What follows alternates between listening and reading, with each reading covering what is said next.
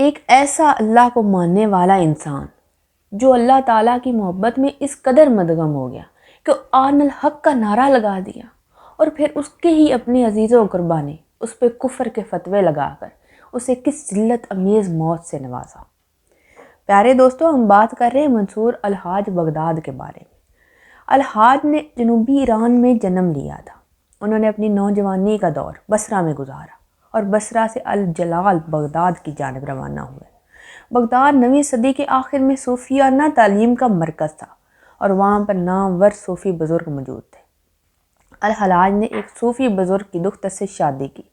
وہ اپنا پہلا حج ادا کرنے کے لیے مکہ شریف روانہ ہوئے اور جب وہ حج بیت اللہ کے بعد واپس آئے تب ایک روایت کے مطابق ان کی زندگی کا فیصلہ کن واقعہ رونما ہوا۔ انہوں نے اپنے ساتھی جنید کے دروازے پر دستک دی۔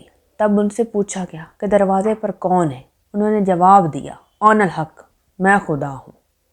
حسین منصور ابن الحاج ایک صوفی بزرگ تھے۔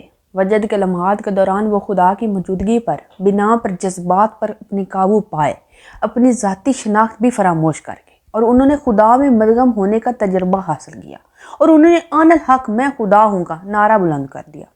چونکہ انہوں نے خدا ہونے کا دعویٰ کیا تھا لہذا ان کے خلاف فتویٰ دیا گیا، کیونکہ بہت سے مسلمان اس قسم کے بیان کو انتہائی غیر مناسب تصور کرتے ہیں۔ ان کو لوگوں کے ایک بڑے مجمع کی موجودگی میں موت کی سزا سنائی گئی۔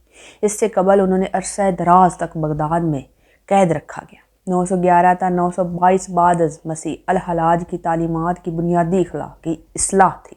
انہوں نے حالت وجد میں آن الحق، میں خدا ہوں کا نعرہ بلند کیا، لیکن عام مسلمانوں کی نظر میں یہ کفر اور شرک تھا۔ جنید بھی ایک صوفی بزرگ تھے اور منصور الحلاج کے سب سے قریبی دوست تھے۔ جنید نے جب یہ سب سنا تو اس کا اس بات پر جھگڑا ہو گیا۔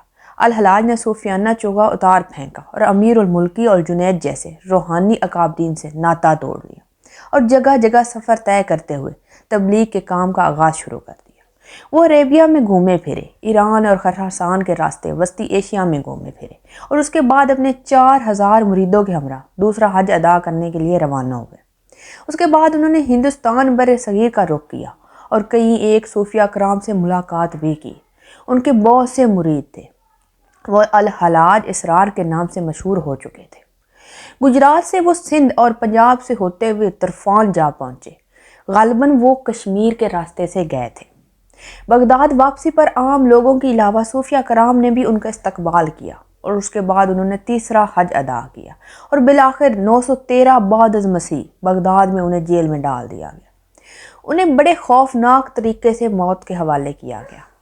تاریخ نے کسی نوع انسانی کو قتل کرنے کا اس قدر دہشت ناک منظر پہلے کبھی نہیں دیکھا تھا۔ الحلاج اپنی زنجیروں میں رقص کرتے ہوئے مقتل گاہ کی طرف پہنچے تھے۔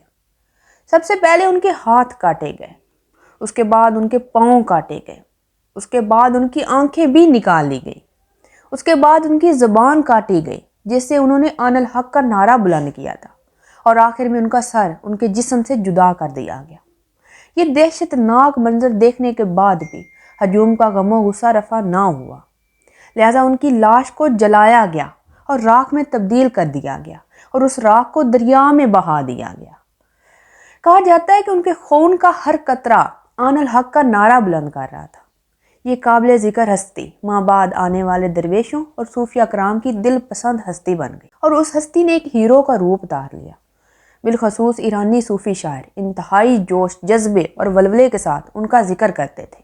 ہندوستانی مفکر علامہ محمد اقبال نے بھی جاوید نامہ 1932 میں ان کی تعلیمات کو سراہا اور ان کی تعریف و توصیف سر انجام دی۔ دوسری جنگ عظیم کے بعد الحلاج نے عربوں میں بہت زیادہ مقبولیت حاصل پائی۔ ہندوستانی بر صغیر اور ایران میں بھی انہوں نے مقبولیت حاصل کی اور ایران میں محرم الحرام اور شیعہ جلوسوں میں ان کا نام ابن منصور حسین ابن علی کے نام کے ساتھ لیا جاتا ہے۔